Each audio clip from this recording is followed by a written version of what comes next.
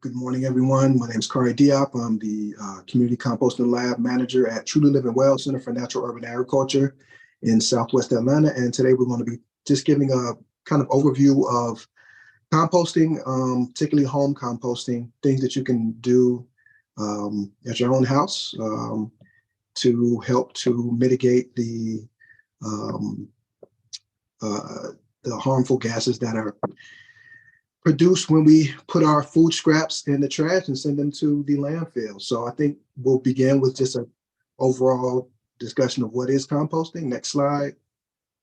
So composting is really the natural process of recycling organic matter. If you think about it, many of us already participate in recycling programs. We recycle glass, paper, aluminum cans. Sometimes we take our plastic bags back to the grocery store if we still use plastic bags. I know I do sometimes.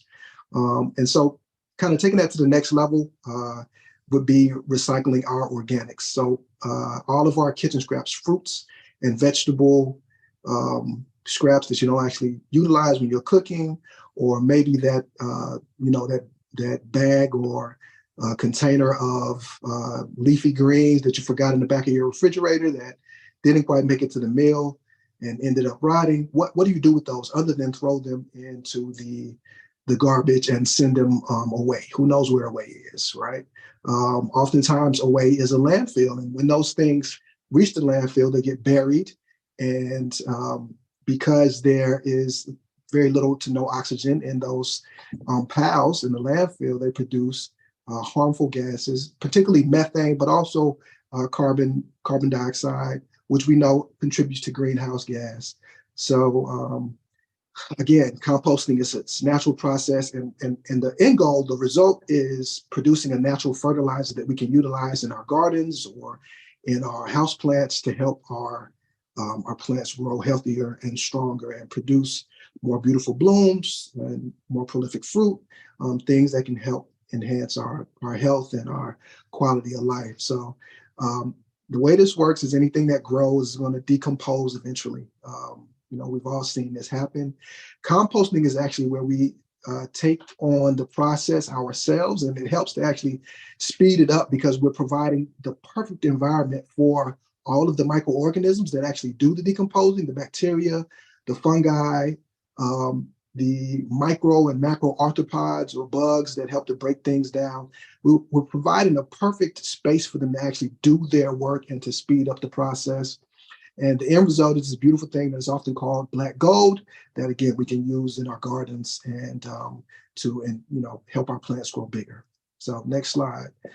Some of the benefits of composting. The first one is reducing the waste stream. I think that's something we all can get behind. We want to lessen the amount of materials that we're sending to our landfills in order to protect the environment. Secondly, it's going to cut down methane emissions, which we talked about. When we're properly composting in an environment that is aerobic or has air, then the only byproducts are going to be, carbon dioxide and H2O, which is steam. It also is going to improve the soil health and lessen erosion. So typically, when organic matter decomposes, it's going to undergo an aerobic decomposition, meaning that it's broken down by microbes that need need air. But because our solid waste infrastructure is designed around landfilling, only about 6% of the food waste that we throw away actually gets composted. A full third of what we throw away can actually be composted. So if we want to look at states and cities and individual businesses, we can all, spearhead doing this organic recycling. It's also going to conserve water. So composting actually helps to hold water in the soil, and that's going to mean less necessity for bringing in water to grow our plants. And then we're also going to reduce our personal food waste. So these are some benefits. Next slide. So how do we compost? Well, you can home compost. That's what I do. And I do that in in a bin, but you can also just do that in a pile. Really, the essence of composting is creating a pile. That's it. That's really the end all and be all. You're going to create a pile that gets big enough to heat up and eventually break down. Another way that people compost, that you can compost at home, is trench composting. That's where you're actually digging a trench in the ground and putting your vegetable and fruit waste in that trench and having it break down naturally directly in the soil. And then the third way is vermicomposting, and that's where you use worms to actually break down your compost. And many times people would do that in the bin. You can do that, underneath their kitchen sink or in your garage. And then the final way that I think that you can also compost is a compost pickup service. So we have a really big, great compost pickup service called Compost Now here in Georgia that will actually come and pick up a bucket that they will provide for you off of your porch or your from your doorstep, and they will take that and compost it, and then they will bring you back compost throughout the year. All right, next slide. So we're going to talk a little bit about backyard composting. So most of the time you're going to start composting in a pile, or you can do it in an enclosed bin. The first step is really just to save your fruit and vegetable kitchen scraps. These are the green materials that you put in your compost, and they're high in nitrogen. You can do this in a bucket, or you can also use a recycled container. I like to store mine in the freezer just because it means less trips out to the compost bin or the compost pile. And also storing it in the freezer is good because when the organic material, the fruit and veggie scraps actually freezes, it changes the makeup of the material. And when it thaws, pretty much your composting has already begun because the cells after thawing are already breaking down. So storing it in the freezer is a great way if you have room. And then the second part of that process is collecting your carbon-rich materials, or what we call browns. So those are things like leaves, grass clippings, wood chips, and shredded paper or cardboard. Next slide. And so oftentimes, beginning compost, we'll start doing what we call cold composting. A lot of us who are gardeners, or if you just have a yard, a lot of times you'll throw your yard waste over in a pile somewhere. So that's cold composting, where you're not really managing the pile per se. You just are piling things in a central location and letting them sort of break down sort of naturally. It's passive. There's really minimal intervention. Just putting things in a pile, and it can take about a year or two for things to kind of break down completely, and you'll be able to use that compost, in your garden or in your yard. A lot of times, because there's no movement of the pile, you're not actually doing anything to manage it. It's an anaerobic process, meaning there's not a lot of oxygen. So a lot of times, if you'll turn over a pile that you're doing cold composting with, you'll notice some smells which aren't as pleasant. But that's simply because there's the lack of oxygen, and the microbes that are actually doing the breaking down that don't need oxygen release, smells which aren't that great. But if you're interested in doing kind of a more active compost, and if you're really ready to jump in feet first, then you can do hot composting. That's more of an active process where you are turning the piles more frequently. You're really making sure that you have the right ratio of browns to greens.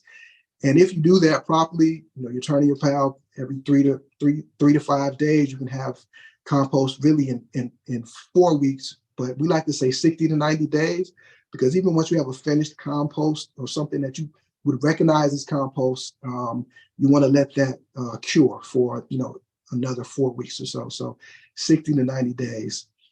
Again, this is an aerobic process, meaning the microorganisms that are actually doing the breaking down of the compost need oxygen, which is why you're turning the pile. So next slide, we'll talk a little bit more about the ins and outs. So how do you combine the materials, these browns and these greens? You really want to focus on the ratio, which is a 3-to-1 ratio of browns to greens. So all of your kind of woody material, and we call them browns mainly because they are dry and a lot of times are brown. So your wood chips, your leaves, your grass clippings, all of those things, we want to put 3 times as much of those in our pile as we put in greens. And then also we want to turn our pile at least weekly, but every 3 days you're going to have compost a lot faster. You also want to add water when you notice your pile is kind of drying out, and not to the point where it's soaking wet, but you do want your pile to remain moist, because remember, the actual the little guys that are actually doing the composting, they need the same thing that all them things need, which is air and water and food. So we're providing the food for them by putting in the greens and the browns. We're giving them air by turning the pile. And then sometimes if our ratios are off a little bit, then we may need to provide them some moisture, which means taking your hose and watering your pile, or if you have a watering can, you can water your pile as well. Also, something else you want to do when you get to more advanced kind of composting is checking your temperatures. Ideally, we want the temperatures to reach 131 degrees. That's going to kill off all harmful pathogens or weed seeds, or anything that might persist in the pile that could be harmful to our health or the health of our plants. So that's basically the gist of composting. I'm available to open up to answer any questions you all may have. But of course, there's a plethora of material online, and the Drawdown Georgia website also has lots of great material, and in their toolkit that you can use to learn about composting. Awesome. Thank you so much. And a good plug and a reminder to put any questions you have in the Q&A box, because we're going to circle back to those at the end. But one quick question for you now. If people who are listening in are interested in getting started, what would you tell them about like a common mistake you see people make when they first start trying to compost at home? Yeah, one of the biggest mistakes people make is dealing with the ratio. They either have too much green, so too much of their kitchen scraps or leftovers that they put in the pile and not enough brown, or too much brown and not enough green. So really making sure that you have that kind of sweet spot ratio, which is 3 browns to greens. So say you're putting in a bucket of your fruit and vegetable waste, you want to make sure you're putting in 3 buckets or handfuls, if you're not producing that much of the brown material, so the wood chips or the shredded paper or grass clippings or dryer lint. All those things are great as brown materials. So really making sure you tweak your ratio so that you're getting the right mix of greens and browns. And also maybe starting off too big is a lot of people's problem. So I always recommend people start small. Just get in the habit of saving your scraps and getting those scraps out either to the garden or in your bucket to be picked up by a compost service. And maybe the third thing would just be maybe to start with a cold pile. It's going to require a whole lot less management. You can kind of set it and forget it. As long as you're getting your materials out to the pile, eventually it's going to break down. But again, if you want to speed up the process, then you can do more active composting and get out there and turn that pile a lot more, get your exercise in. So. Fantastic. Thank you so much.